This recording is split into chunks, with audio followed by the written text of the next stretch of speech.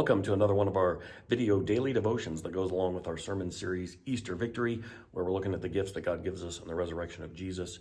You're in week 3, day 1, as we look at hope over despair. And we're going to begin in kind of an interesting place in the Old Testament. It's in the book of Whining. You might know it better as Lamentations. This is written by the prophet Isaiah as he laments over the destruction of Jerusalem. He gets to witness this firsthand as the Babylonians destroy Jerusalem, take Judah into captivity in about 587 BC. So I think there's no better place for us to look at the concept of hope over despair than at this event. Remember my afflictions and my wanderings, the wormwood and the gall. My soul continually remembers it and is bowed down within me. As Jeremiah is witnessing the destruction of Jerusalem, this of course also includes the temple. And for him, this is such a bitter experience as he sees God's judgment over Judah.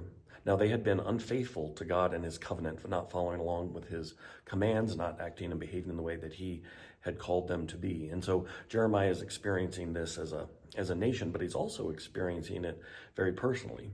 One thing to know about the Babylonians is after the destruction of Jerusalem, as they took the people into captivity, they took the best of them and brought them with them to their capital, Babylon. But they left behind the people who you might say were less than average. So Jeremiah is actually lamenting here, not just for the nation but also for himself. He's feeling this deep despair because of what has taken place. And what Jeremiah even confesses here is that he can't stop thinking about it. He's thinking negatively. His soul is constantly directed to these afflictions. This phrase, this wormwood and gall, is a Hebrew metaphor for a very, very bitter experience.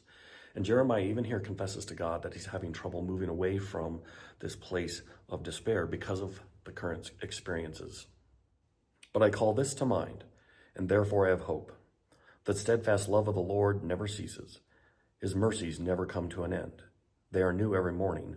Great is your faithfulness. But notice what Jeremiah says here. He actually directs his own thoughts to something different.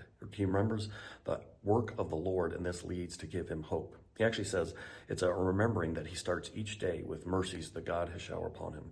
That God's steadfast love, the Hebrew word here is hesed. I think there's a dog running around here that's named that. Anyway, this hesed, this steadfast love, is what leads Jeremiah to have hope.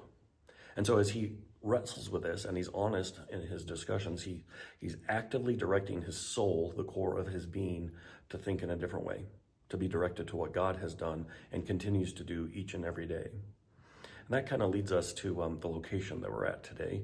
This is actually the view you have is the view I have so often on Sunday mornings. Of course, usually there's more people than this. But I wanted to let you know that I actually, when I'm standing up here, am oftentimes filled with hope. And it might kind of seem strange to you, but here's why. I've been here a long time, and so I've seen so many people of our church who've just struggled with many difficult circumstances, health-wise, job-wise, relationship-wise. But I've also seen God be faithful to them, his steadfast love be with them throughout those times. And so whenever I'm up and looking out in the congregation, I can't help but see those faces, remember what God has done, and to experience hope. The Lord is my portion, says my soul, therefore I will have hope in him. The loving action of God in the past leads Jeremiah to have hope today, even in the midst of his circumstances. In fact, this Hebrew word for hope, yakal, literally means to wait.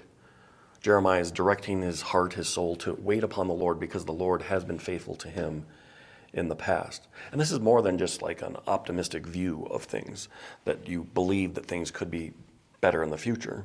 This yakal is always directed to a person. We actually have hope in a person. Jeremiah here hopes in the Lord because the Lord has been faithful to him. He has blessed him each and every day that he wakes up. We're going to unpack this word a little bit more with Jeremiah again tomorrow.